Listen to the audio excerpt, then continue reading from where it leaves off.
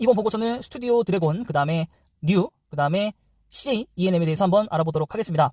자, 스튜디오 드래곤 같은 경우에 매출액이 마이너스 19%, 그 다음에 영업이익이 플러스 77%를 기록을 하면서 컨센서스상으로는 하회를 마크를 했습니다. 특히 넷플릭스 오리지널 스위트홈을 비롯한 동시방영 드라마 감소가 매출 감소까지 이르게 되었고, 그래도 효율적인 판관비 집행에 따라서 비용 인상은 크지 않을 것으로 보여서 영업이익은 개선을 하는데 달성을 했다라고 보고 있습니다. 자, 글로벌 확장은 지속이 되고 있습니다. 국내에서 이제 글로벌 OTT 국내로 이제 출시할 시에 가장 빠른 작품 런칭 능력이 있고요. 신작과 구작의 동시 보유 역량을 감안했을 때 동사에 대한 글로벌 OTT의 관심은 높아질 수밖에 없고요. HBO 맥스, 그 다음에 아마존 프라임 비디오 등 추가적인 플랫폼 등의 국내 진출도 예상이 가능하기 때문에 전방위적으로 수혜를 받을 것이라고 보고 있습니다. 자, 그래서 투자 의견을 바이로 해놓고요. 또한 목표 주가는 유지를 합니다. 하지만 상당히 오랫동안 주가가 지지부진하면서 목표가를 한 번도 채워본 적이 없기 때문에 과연 이거를 믿고 좀 가도 되겠나 싶기는 합니다만, 밑에 보시면 이제 10% 감소에 따라 탑라인 성장이 대안이 되며 전년 대비 14% 감소한 매출액을 달성을 했습니다. 2021년도에는. 하지만 2022년도에는 OCN 드라마 스랏 재개, 그 다음에 지연되었던 텐트폴의 회복, 그리고 인터내셔널 드라마 제작의 원년이라는 모멘텀을 발생을 하기 때문에 올해에는 성장을 하지 않을까. 성장을 한다면 주가는 자연스럽게 올라가겠다라는 지금 생각도 하고 있는 거라고 보입니다. 자, 그 다음 뉴를 한번 보도록 하겠습니다. 실적 부진은 21년으로 안녕. 거의 비슷한 좀 기조를 보이고 있는 것이죠. 자, 뉴 같은 경우에는 오히려 영화 쪽이 좀 세기 때문에 그 지점에 대해서 연결을 좀 해서 봐야 될 것 같습니다. 매출액은 플러스 16%, 영업이익은 2억으로 흑전을 했다고 합니다. 자, 좀 만만하게 준비는 아니고 조금 기대를 가지고 좀 만반의 준비를 갖추고 개봉을 했던 장르만 로맨스라는 이 영화가 기대만큼의 실적을 발생시키지 못했습니다. 갑작스러운 오미크론 때문에. 하지만 디즈니 플러스 향해 드라마 너와 나의 경찰 수업, 무빙 등으로 실적을 좀 끌어올렸고, 뮤직 부분에서도 실적을 반영되어서 탑라인의 개선 요소로 작용되고 있다고 합니다. 자, 본격적으로는 컨텐츠 제작이 들어간다고 합니다. 2022년도에 3개의 영화와 6개의 작품으로 공개 편수를 늘리기로 했고요. 3편에서 6개로 공개 편수를 늘리려고 해서 마진과 매출 성장을 이뤄내려고 봅니다. 특히 특송이라는 영화가 바로 내일 개봉하게 되는데 50개국에 가까운 선판매와 오픈시에서 NFT 완판을 달성해서 박스오피스 트래픽만 유지된다면 이익 달성도 가능하다고 보고 있고요. 드라마를 이제 3분기에 이제 만들었던 실적들이 괜찮고요. 기존의 디즈니 플러스 향의 실적은 상반기까지 충분한 모멘텀으로 반영될 것이기 때문에 기대해 볼 만하다라고 되어 있습니다. 그리고 이제 컨텐츠 NFT 판매하고 롯데쇼핑하고 메타 휴먼 개발 등으로 메타버스 향으로도 구체적인 제작 역량의 입증을 할 것으로 보여서 본업은 물론이고 미래 비즈니스까지도 같이 될 것이라고 보고 있습니다. 그래서 이렇게만 본다면 시장에서 평가만 좀 잘해주더라도 오히려 아까 봤던 스튜디오 드래곤보다는 뉴가 훨씬 더 나아 보일 수도 있습니다. 왜냐면 항상 본업과 부업이 공존해야 되고 그 부업에서 예상치 못한 이익이 나왔을 때 시장은 더 큰 환호를 하기 때문에 그 부분들에 대해서 조금은 짚고 넘어가야 되는 부분이 아닌가 싶고요. 그다음 CJ E&M입니다. 좀 알 수 없는 주가라기로 이어졌죠. 할리우드 이제 제작사를 이제 인수를 하고도 문제가 좀 생겼습니다. 자, 매출은 1조 원으로 10% 상승, 그 다음에 영업이익 같은 경우에는 889억 원, 여기도 1% 정도 상승을 했습니다. 2022년도부터 기저효과가 소멸이 되면서 성장이 둔화가 되고 콘텐츠 경쟁력에 힘입어서 7% 수준의 성장이 지속될 것이라고 전망을 하고 있습니다만 상황은 어떻게 될지 모르는 것이죠. 자, 티빙은 유료 가입자 20%를 달성해서 230만 명을 달성을 했고요. 23년도 말에는 800만 명을 달성한다고 합니다. 국내외 OTT 투자 확대와 네이버 멤버십 제휴 혜택 축소를 감안한다면 23년까지 누계 4천억 원의 계획을 초과하는 6천억 원을 전망한다고 합니다. 거의 1.5배의 수익이죠. 티빙의 적정가는 21년 말에 기준으로 1.5조 원으로 되고 있고요. 23년에 이제 80만 명 차오면 5조 7천억이라고 합니다. 5조 7천억. 와, 대단하죠? 지금 CJ E&M의 시총을 생각했을 때 비하면 굉장히 좀 티빙이 좀 많은 부분 차지하고 있다. 지금 거의 3조인데 그 중에 지금 넷플릭스가 1.5조를 담당하고 있다는 거잖아요.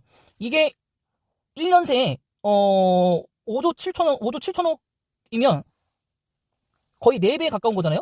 시총이 4배가 푼 거예요. 그럼 4배가 풀었다면 지금 2조 말도 잘 안 나오는데 이게 어쨌든 21년도 말 1.5라고 생각한다면 지금 1.5, 1.5인데 지금 이것만 5.7로 올라간다고 해도 보수적으로 5.5만 잡아도 시총이 7조인데 7조만큼이 올라가야 되면 목표 주가는 진짜 거의 한 20만 원 정도는 가야 된다고 봅니다. 그래서 CJ E&M도 괜찮네요. 예. 티빙에 대한 거. 자, 이런 것들 때문에 좀 본다면 오히려 그래서 스튜디오 드래곤이 안 가나? 라고 생각이 드는 것이죠. 이 OTT에 대한 좀 어느 정도의 좀 뭐라 그럴까요? 시장에 대한 좀 점유율은 가지고 있지만 그거 외에는 아무것도 없고 뉴 같은 경우에는 메타버스 향 쪽이랑 또 디즈니 이런 쪽으로 디즈니 향의 OTT 반말 잠깐 중간에 죄송드리고요. 네, 요 부분도 있고 CJ E&M 같은 경우에는 진짜 티빙에 대한 이 성과를 봤을 때 성과만 제대로 나와주더라도 굉장히 좋겠다라고 되어 있고, 스튜디오 드래곤 같은 경우에는 이제 CJ ENM의 주요 주주가 55.9%를 담당하고 있기 때문에 또 이 부분에 대해서도 약간의 자회사 모멘텀을 받는 게 아닌가? 그러니까 좀 CJ ENM 안에 좀 갇혀 있다. 그래서 CJ ENM이 오르지 않으면 기본적으로 오를 수가 없고, 또 개인적인 모멘텀으로도 많이 올라가지 않을 수도 있다. 왜냐면 지금 거의 CJ ENM에서 모든 걸 좀 가져가고 있기 때문에 그냥 드라마 제작사 쪽의 느낌으로만 남기고 있어서, 네, 그 부분은 조금 아쉬운 부분이긴 합니다. 그래서 먼저 스튜디오 드래곤에 대해서 일봉상 확인해 보시면 굉장히 지금 조정이 나오고 있기 때문에 모든 주식은 지금 거의 떨어지고 있습니다. 그래서 그 전까지만 좀 보신다고 하면 배당락 이후에 주가가, 네, 계속 소강 상태. 중간적으로 이렇게 올라온 적은 있거든요. 근데 그 뒤에 저 거대한 폭락들이 좀 이어지고 있어서 그게 좀 이 주식의 안타까운 점. 지금도 그렇고요. 이 향후에 또 올라간다고 해도 또 무너지지 않을까? 그렇게 된다면 이 지지선들, 이 저항선들은 정말 강해지는 선이 될 수가 있어요. 왜냐면 올라가면 사람들이 떠나고 올라가면 떨어질 거기 때문에 뭔가 패턴 이제 매매 마냥 이런 식으로 주가가 자꾸 형성될 수 있다라는 거. 누군가 이렇게 끌려주지 않는다면.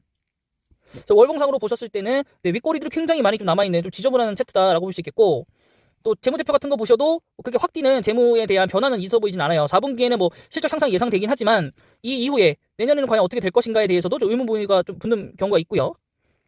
그에 따라 이제 지분을 좀 가지고 있는 CJ ENM 같은 경우도 사실 이때 그 드라마 제작사, 영화 제작사 할리우드를 영입하고 나서부터 주가가 심각하게 무너지더니 거의 횡보를 기다가 지금 코스닥 조정에 의해서 한참 또 떨어진 겁니다, 지금. 네, 그래서 요렇게 지금 엄청난 상승세를 보였던 올해 내내들을 전부 다 날려버린 한 해가 되지 않았나. 그래서 오히려 하락입니다.